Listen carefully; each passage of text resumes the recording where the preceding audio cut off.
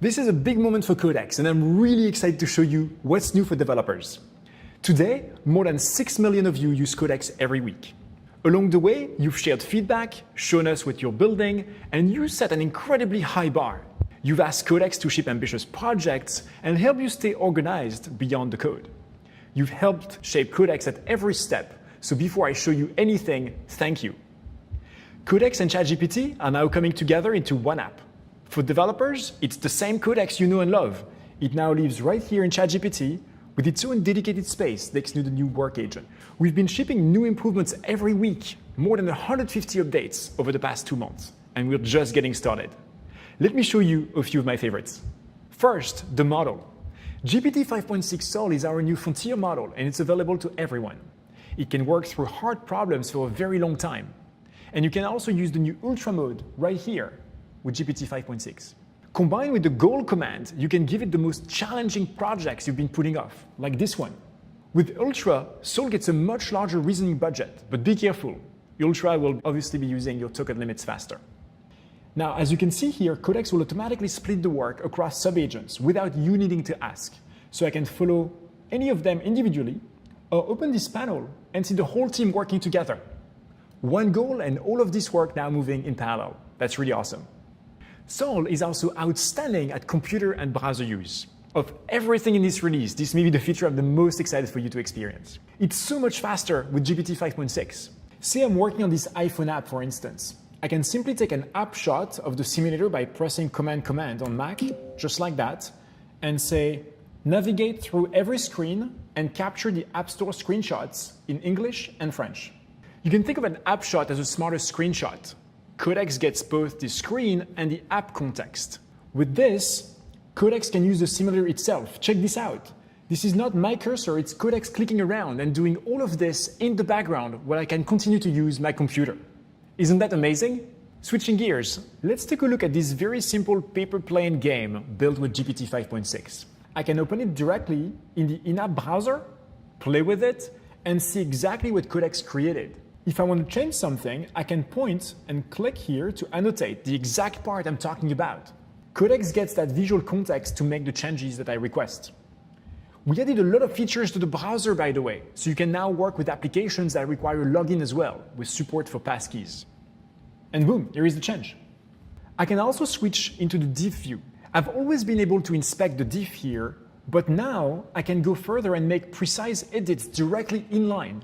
So if I know exactly what I want, I can change the line of code myself, just like that. Or if I know the behavior I want, but I'm not sure what the code change should be, I can ask Codex to work from there. Sometimes I want to work visually, sometimes I want to work directly into the code. And it feels much closer to actually pairing with the model. Once I have something I'm happy with, the next question is, how do I put it on the internet? That's where Sites comes in. Last month, we introduced Sites for Enterprise, so teams could create applications and share them internally. Now, Sites is available to everyone, and it works for any web application that you build with Codex.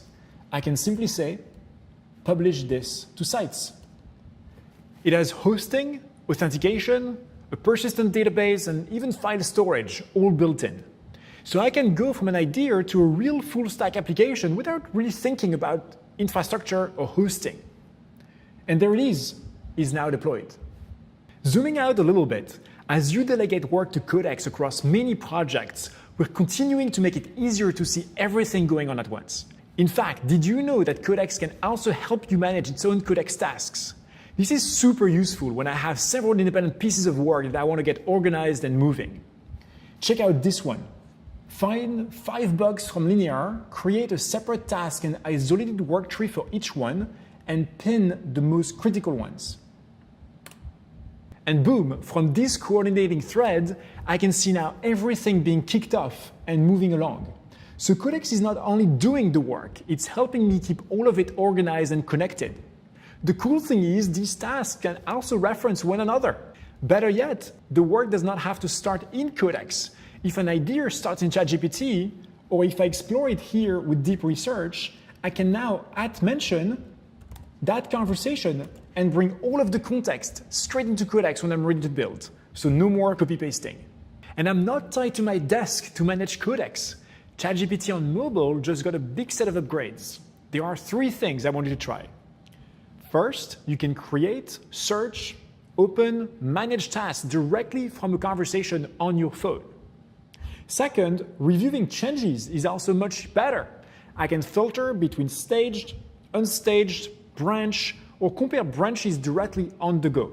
And third, I can connect directly to an SSH host like a dev box and start new tasks from my phone.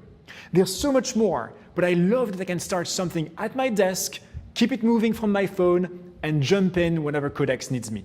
Isn't that great? Back to desktop, we've also made your day-to-day workflow smoother. Codex now makes it easier to work with pull requests without leaving the app. It does this in context. It knows which branch each task is working on. So when that branch has an open PR, the summary pane surfaces it automatically. I can follow everything, address any issues, and merge once everything looks good. If a check fails though, or a command comes in, I can ask Codex to fix it right here with the full context. The new pull requests tab lets me explore every code change. I can leave inline comments, complete a full review. I can also mark my own PRs as ready and merge them. All of this within Codex without having to go to github.com so I can stay in the flow. This is only a small part of what we've shipped, but the thing that matters most hasn't changed. We're constantly improving Codex for developers, and we're lucky to build it alongside you. We hope you'll join us for OpenAI Build Week, either online or in person at one of nearly 30 events around the world. Okay, Codex, I'm done with the demo. Can you get developers ready for Build Week and wrap us up? As always, keep giving us your hardest bugs, your boldest ideas, and the work that feels slightly impossible. Thank you.